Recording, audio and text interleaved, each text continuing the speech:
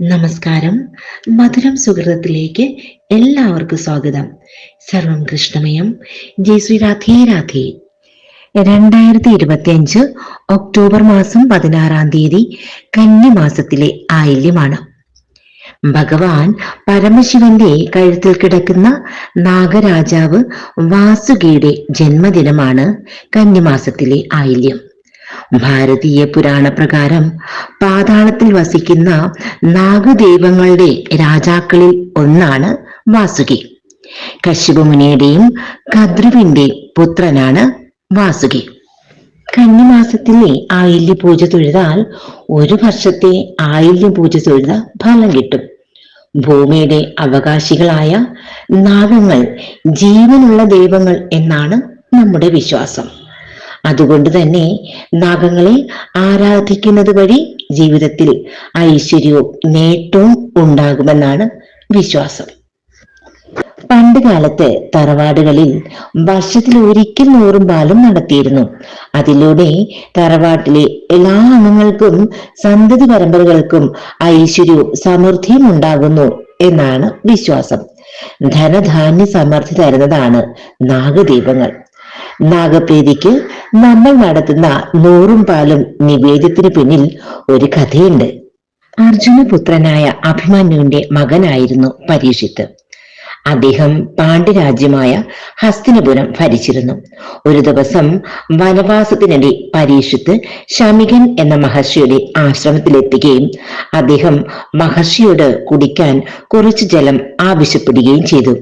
എന്നാൽ മുനി ധ്യാനത്തിലും മൗനവ്രതത്തിലും ആയിരുന്നതിനാൽ പരീക്ഷത്തിന് മറുപടി ഒന്നും കൊടുത്തില്ല. ഇതിൽ കുപിതനായ പരീക്ഷിത്ത് ഒരു ചത്ത പാമ്പിനെ മുനിയുടെ കഴുത്തിലിട്ട് തിരിച്ചുപോയി. ഇതറിഞ്ഞ് കോപിഷ്ഠനായ മുനിയുടെ മകൻ ശൃംഗൻ പരീക്ഷത്തിനെ ശപിക്കുകയാണ്. ഇന്നു മുതൽ 7-ാം നാൾ തക്ഷകന്റെ കടിയേറ്റു മരിക്കുമെന്നും ശപിച്ചു.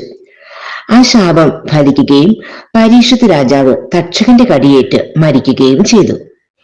അച്ഛന്റെ മരണത്തിൽ ദുഃഖിതനായ പരീക്ഷത്തിന്റെ മകൻ ജനമേജൻ തന്റെ പിതാവിനെ കൊന്ന തക്ഷകന്റെ വംശം തന്നെ നശിപ്പിക്കുവാൻ തീരുമാനിച്ചു. അങ്ങനെ അദ്ദേഹം ഒരു മഹായജ്ഞം സർപ്പസത്ര നടത്തി.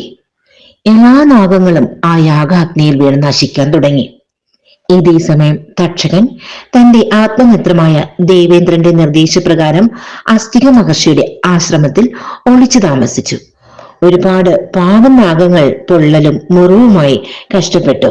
നാഗങ്ങളുടെ കഷ്ടപ്പാട് കണ്ട് നാഗകന്യകയായ മനസാദേവിയുടെ സഹോദരനായ അസ്തികൻ യാഗം അവസാനിപ്പിക്കാനായി ആവശ്യപ്പെട്ടു.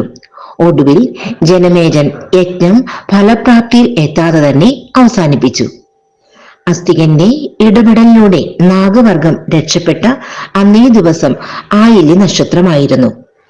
യാഗം അവസാനിപ്പിച്ചെങ്കിലും യാഗാഗ്നിയിൽപ്പെട്ട് പൊള്ളലും ചൂടും ദാഹവും ഒക്കെയായി കഷ്ടപ്പെടുന്ന നാഗദൈവങ്ങളെ കണ്ട് മനസ്സലിഞ്ഞ ആദിശേഷനാഗം തന്റെ നാഥനായ മഹാവിഷ്ണുവിനോട് അടുക്കൽ ഈ കാര്യങ്ങളെല്ലാം ഉണർത്തിച്ചു. എന്തെങ്കിലും പരിഹാരം ചെയ്യാൻ ഭഗവാനോട് അപേക്ഷിക്കുകയും ചെയ്തു. ആദിശേഷന്റെ അപേക്ഷ മാനിച്ച് മഹാവിഷ്ണു നാഗങ്ങളെയെല്ലാം ഒരു സ്ഥലത്തേക്ക് വിളിച്ചു വരുത്തി അവരുടെ എല്ലാം ദേഹത്ത് മഞ്ഞൾപ്പൊടി കരിക്കിൻ വെള്ളത്തിൽ കലക്കി അടയ്ക്കപ്പൂവിൽ മുക്കി തളിച്ചു. അതോടുകൂടി അവരുടെ ദേഹാസ്വസ്ഥതകൾക്ക് മാറുകയും ആരോഗ്യം തിരിച്ചു കിട്ടുകയും ചെയ്തു. ഭഗവാൻ നാഗങ്ങളെ സന്തോഷിപ്പിച്ച് സൗഖ്യമാക്കിയത് ഒരു ആയില്യ നക്ഷത്ര ദിവസമായിരുന്നു. അങ്ങനെ ആയില്യ നാൾ നാഗങ്ങളുടെ ഇഷ്ടനാളാവുകയും ചെയ്തു. നാഗങ്ങൾക്ക് നൂറും പാല് നൽകിയാൽ അവർ സന്തുഷ്ടരാവുകയും നമ്മളെ അനുഗ്രഹിക്കുകയും ചെയ്യും എന്നാണ് വിശ്വാസം. സമ്പത്തിനും ആരോഗ്യത്തിനും സന്തതി പരമ്പരകൾക്കും വേണ്ടിയാണ് ആയില്യ നക്ഷത്ര ദിവസം നൂറും പാലും നടത്തുന്നത്. മിക്ക നാഗപ്രതിഷ്ഠയുള്ള ക്ഷേത്രങ്ങളിലും കന്നിമാസത്തിലെ ആയില്യത്തിനാണ് പ്രാധാന്യമെങ്കിലും മണ്ണാറശാലയിൽ തുലാമാസത്തിലെ ആയില്യത്തിനാണ് പ്രാധാന്യം. ആയില്യ വ്രതം എടുക്കുന്നവർ തലേ ദിവസം മുതൽ മത്സ്യമാംസാദികൾ ഒഴിവാക്കണം. ആയില്യ നാളിൽ ഉപവസിക്കാൻ സാധിക്കുന്നവർക്ക് ഉപവാസം അനുഷ്ഠിക്കാം. അല്ലാത്തവർക്ക് ഉച്ചയ്ക്ക് ഒരു നേരം അരിയാഹാരം കഴിക്കുന്നതാണ് ഉത്തമം. ആയില്യവ്രതം അനുഷ്ഠിക്കുന്ന സ്ത്രീകൾ പാലിക്കേണ്ടുന്ന പ്രധാന ആചാരങ്ങൾ: പുലർച്ചെ സൂര്യോദയത്തിന് മുൻപെങ്കിലും കുളിക്കുക. എണ്ണ തേച്ച കുളിയെന്ന് പാടില്ല. ശുദ്ധ വസ്ത്രം ധരിക്കുക. വെള്ളയോ ഇളം മഞ്ഞ നിറത്തിലുള്ള വസ്ത്രം ധരിക്കുന്നത് ഉത്തമമാണ്. കണ്ണെഴുതുക, സുഗന്ധ വസ്തുക്കൾ, പെർഫ്യൂം, മേക്കപ്പ്, പൗഡർ എന്നിവ ഒഴിവാക്കേണ്ടതാണ്. വ്രതദിനം മുഴുവൻ ശാന്തമായിരിക്കുക. കോപം, തർക്കം, അസത്യവാക്ക് എന്നിവ ഒഴിവാക്കേണ്ടതാണ്. വ്രതശുദ്ധിയോടെയും മനഃശുദ്ധിയോടുകൂടിയും ഇരിക്കുക. നാഗസ്തുതികൾ ഭക്തിപൂർവം ചൊല്ലുക. ഓം അനന്തായ നമ, ഓം വാസുകായ നമ, ഓം തക്ഷകായ നമ, ഓം കർക്കോടകായ നമ, ഓം പത്മനാഭായ നമ. നമുക്കറിയാവുന്ന നാഗസ്തുതികളൊക്കെ ചൊല്ലാവുന്നതാണ്. അടുത്ത ദിവസം രാവിലെ ശിവക്ഷേത്ര ദർശനം നടത്തി തീർത്ഥം സേവിച്ച് വ്രതം അവസാനിപ്പിക്കാവുന്നതാണ്. വ്രത ദിവസം നാഗപ്രതിഷ്ഠയ്ക്ക് പ്രദക്ഷിണം വയ്ക്കുന്നതും ശിവക്ഷേത്ര ദർശനം നടത്തുന്നതും വളരെ നല്ലതാണ്. രോഗങ്ങളിൽ നിന്നും മുക്തി നേടുന്നതിനും സർപ്പദോഷ പരിഹാരത്തിനുമെല്ലാമായിട്ടാണ് കന്നിമാസത്തിലെ ആയില്യവ്രതം അനുഷ്ഠിക്കുന്നത്. നാഗപ്രീതിക്ക് വേണ്ടി നിത്യവും ചൊല്ലാവുന്ന സ്തോത്രമാണ് നവനാഗ സ്തോത്രം. പിംഗലം വാസുകിയും ശേഷം പത്മനാഭം ച കമ്പലം ശംഖപാലം ധൃതരാഷ്ട്രം തക്ഷകം കാളിയം തഥാ. നാഗപ്രീതിക്കായി ഈ ഒരു സ്തോത്രം ദിവസവും 16 തവണ ചൊല്ലാവുന്നതാണ്. സാധിക്കാത്തവർ കുറഞ്ഞത് 3 തവണയെങ്കിലും ചൊല്ലേണ്ടതാണ്. കന്നിമാസത്തിലെ ആയില്യ പൂജയ്ക്ക് കേരളത്തിലെ ഏറ്റവും പ്രശസ്തമായ നാഗരാജ ക്ഷേത്രമാണ് വെട്ടിക്കോട് നാഗരാജ ക്ഷേത്രം. കൊല്ലം ജില്ലയിലെ ഈ ക്ഷേത്രം അറിയപ്പെടുന്നത് അനന്തൻ എന്ന പേരിലാണ്. പുരാതന കാലത്ത് വെട്ടിക്കോട് പ്രദേശം വളരെ സസ്യസമൃദ്ധമായ കുളങ്ങളുള്ള ഒരു നാഗവാസമായിരുന്നു. ആ ഭൂമിയിൽ തീർത്ഥസമ്പുഷ്ടമായ ഒരു കുളക്കര ഉണ്ടായിരുന്നു. ആ കുളത്തിൽ നിരവധി പാമ്പുകൾ വസിച്ചിരുന്നു.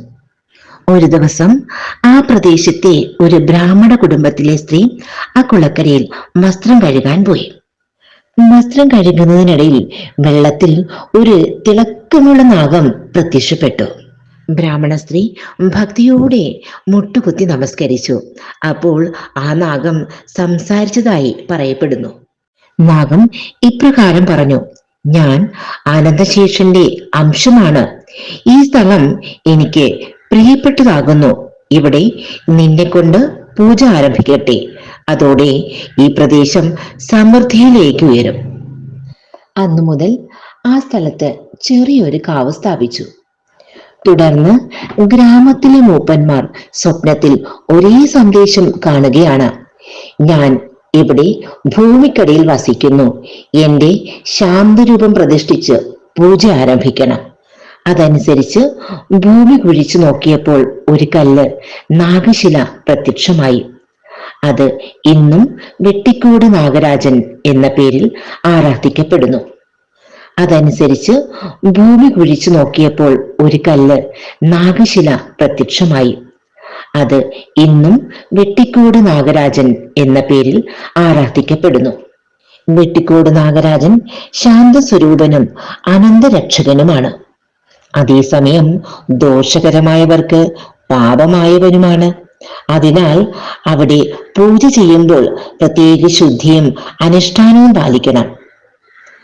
വെട്ടിക്കോട് നാഗരാജനെ യഥാവിധി വ്രതമനുഷ്ഠിച്ച് പൂജ ചെയ്താലുള്ള ഫലങ്ങൾ: സർപ്പദോഷം ഇല്ലാതാകുന്നു, സന്താന സൗഭാഗ്യം ഉണ്ടാകുന്നു, കുടുംബത്ത് സമൃദ്ധിയും സൗഭാഗ്യവും, രോഗങ്ങൾ ഇല്ലാതാവുകയും ചെയ്യുന്നു. ഐതിഹ്യമനുസരിച്ച് തിരുവനന്തപുരത്തെ അനന്ത പത്മനാഭസ്വാമി വെട്ടിക്കോട് നാഗരാജന് അനുഗ്രഹം നൽകി: നീ ഇവിടെ എന്റെ അംശമായി വസിക്കട്ടെ. ഇവിടെ പൂജ ചെയ്യുന്നവർക്ക് ഞാൻ നേരിട്ട് അനുഗ്രഹം നൽകും എന്ന് പറഞ്ഞു. അതുകൊണ്ട് വെട്ടിക്കോട് നാഗരാജ ക്ഷേത്രത്തിലെ പ്രതിഷ്ഠ അനന്തന്റെ ദിവ്യാനുഗ്രഹ പ്രതിഷ്ഠയായി കണക്കാക്കപ്പെടുന്നു. അനന്തശേഷൻ ഭഗവാൻ വിഷ്ണുവിന്റെ നിർദ്ദേശപ്രകാരമാണ് ഭൂമിയിൽ വന്നത്. നാഗവർഗങ്ങളെ സംരക്ഷിക്കാനും മനുഷ്യരിൽ ഭക്തിയും ധർമ്മവും നിലനിർത്താനുമാണ് ഭൂമിയിലെ വിവിധ ഭാഗങ്ങളിൽ അദ്ദേഹം തന്റെ ശക്തി സ്ഥാപിച്ചത്.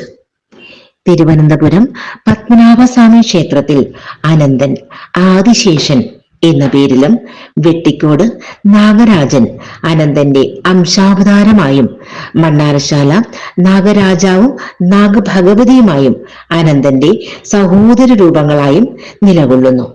അതിനാൽ വെട്ടിക്കോട് നാഗരാജൻ അനന്തന്റെ ഭൗമരൂപം എന്നാണ് ഭക്തർ പറയുന്നത്. എല്ലാവരും കന്നിമാസത്തിലെ ആയില്യവ്രതം യഥാവിധി അനുഷ്ഠിച്ച് ഭഗവാന്റെ അനുഗ്രഹം നേടാൻ സാധിക്കട്ടെ എന്ന് പ്രാർത്ഥിക്കുന്നു. 2025 ഒക്ടോബർ മാസം 16 തീയതി കന്നിമാസത്തിലെ ആയില്യവ്രതം എടുക്കാൻ സാധിക്കാത്തവർ തുലാമാസത്തിലെ ആയില്യവ്രതം എടുക്കാവുന്നതാണ്. സർവം ശ്രീ രാധേ കൃഷ്ണ അർപ്പണമസ്തു. ജയ് ശ്രീ രാധേ രാധേ.